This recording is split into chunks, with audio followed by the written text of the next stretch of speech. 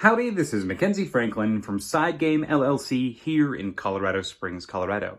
Today we're going to be taking a look at Boonlake, designed by Alexander Pfister and published by Capstone Games. Let's go ahead and take a look at how it's organized. First thing I want to mention is we do have a little bit of lid lift here. That's because of the organizer that we use inside. You can eliminate this lid lift by simply plastic bagging all the individual components, but that will increase your setup time. So you have to pick and choose what you want to tackle. Now, that being said, let's jump inside.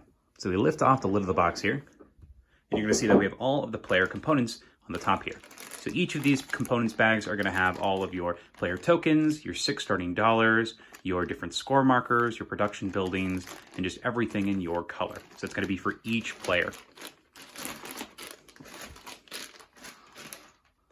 After this, you're going to use an opaque bag here. You can pick these up from like Board Game Geek or Amazon, and they're going to contain all of your land tiles. So you have actions in the game, you're going to be randomly picking these. So instead of having them inside of one large pile and dumping them out of the bag every time, you can just leave them in here, and that way you're randomly pulling one, and then you'll just return them back to the bag afterwards. Really nice. You just put this on the table, and you're ready to go. In here, we have all of the solo tiles. They're this nice square package. You can go ahead and organize them through A and B tiles, but they'll all fit nicely in just a plastic bag. You'll only need them when you're playing for the solo mode. In this bottom section, you're going to have 2 piles of cards. So they're particularly gigantic if you decide to keep them in one pile, but if you separate them into 2 smaller piles, they kind of level out a little bit. So these are going to be all of your different project cards, and they are going to be standard European size. So that's the purple sleeve from Gamegenic or Fantasy Flight. I'll leave a link in the description below on the sleeves that I use for the game. So these are all of your project cards, and you're going to put those into those 2 large bags at the bottom here. And we'll go ahead and take out that other pack of cards. And that brings us to this insert. This is a toolbox insert from the Dollar Tree. Once again, link in the description below. This is going to store all of your remaining components. We have our coins here. We have our lever tiles here. We also have our bases and then our action markers. So these are the large ones you're going to put on the action board. Also, you're going to have your first player marker in here, your different markers that dictate if you've used a bonus from a land type or not.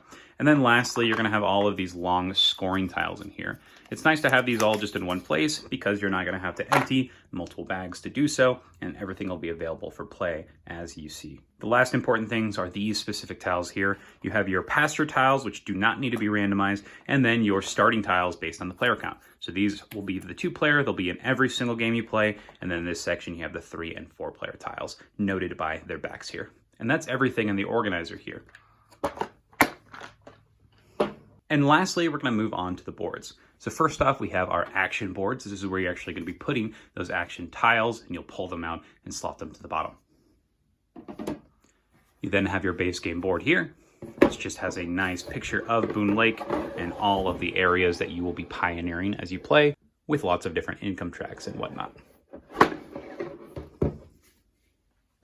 And then you'll have your player boards, and each player board features a recessed portion. Now you got to be careful when you do assemble this game for the first time. You're actually going to be putting a sticker on these corners because this is one large piece of cardboard, and you're going to be kind of closing it on each other, and you'll put those stickers in the corner to get everything fit. But they work extremely well, and on the back of each of these player boards, you have the solo boards. So you can use any combination. Every single player board has a solo board on the back. We've got a silica gel packet in here for freshness. And then the rest of the player boards, the rulebook, and then 2 more player boards. And that is everything for Boonlake. Let's go ahead and pack it up. So first off, we'll go ahead and start with those player boards,